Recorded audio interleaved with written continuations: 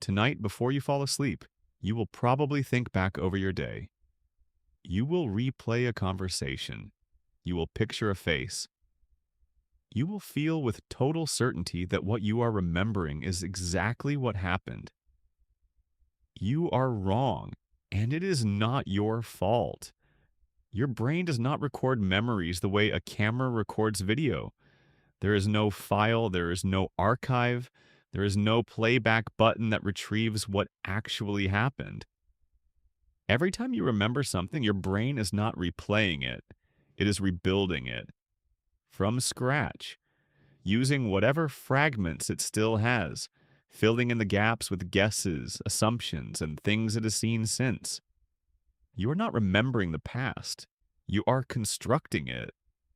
This sounds disturbing, but the real answer is far stranger than that, because your brain is not doing this by accident. It is doing it on purpose.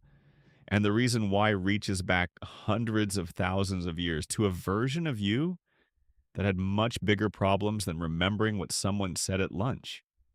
Start with what memory actually is. In 1932, a British psychologist named Frederick Bartlett ran a simple experiment. He asked people to read a Native American folk story, then recall it later. What he found was not that people forgot pieces of the story.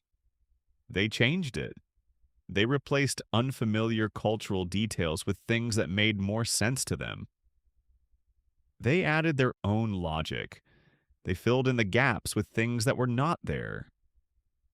Bartlett called this reconstructive memory. Memory, he said, is not a record. It is a story you tell yourself, a story that changes every time you tell it. Decades later, a researcher named Elizabeth Loftus took that idea and made it terrifying. Loftus showed people video footage of a car accident. Then she asked some of them how fast the cars were going when they smashed into each other. She asked others how fast the cars were going when they contacted each other. One word. That was the only difference. The people who heard the word smashed reported speeds nearly 10 miles per hour higher than the people who heard the word contacted. And a week later, when asked whether they had seen broken glass in the video, the smashed group was twice as likely to say yes. There was no broken glass. There never had been. One word planted after the fact had rewritten what they saw. Loftus would go on to spend decades studying what she called the misinformation effect. She showed that false memories are not just possible, they are easy. A suggestion, a leading question, a story told by someone you trust. Any of these can insert a detail into your memory that was never there, and you will not know. You will feel it as real as anything that actually happened. How is this possible? How can your brain be so easily fooled by itself? The answer starts with how memories are stored.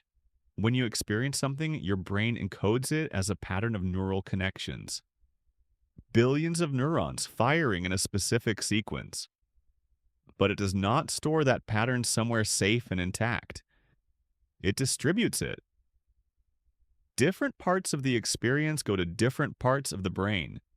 The sound of a voice, the color of a shirt, the emotional weight of the moment, the context of where you were. These are all filed separately. When you remember something, your brain has to pull all those pieces back together. It has to reassemble the original pattern. And here is the problem. It is reassembling it in the present moment, using the brain you have right now, a brain that has experienced everything that happened between then and now.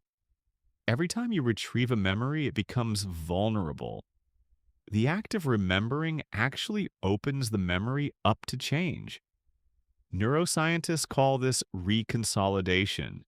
You pull the memory out, you reconstruct it, and then when you store it again, you store the reconstructed version, not the original, the new one. This means the more often you remember something, the more it drifts from what actually happened You are not preserving your memories by thinking about them. You are editing them. Joseph Ledoux, a neuroscientist at New York University, has argued that this process is so fundamental that we should stop thinking of memories as things we have. He says they are things we do, a verb, not a noun, an action performed in the present, not an object retrieved from the past. You do not have a memory of your 10th birthday, you perform it. And every time you perform it slightly differently. Now, here's the question you should be asking. Why would your brain be built this way? Why would evolution produce a memory system that is this unreliable, that changes every time you access it? That can be rewritten by a single word? The answer is almost certainly that it was never designed to be accurate. It was designed to be useful. Think about what your ancestors needed memory for. Not to replay exact conversations, not to preserve precise details of past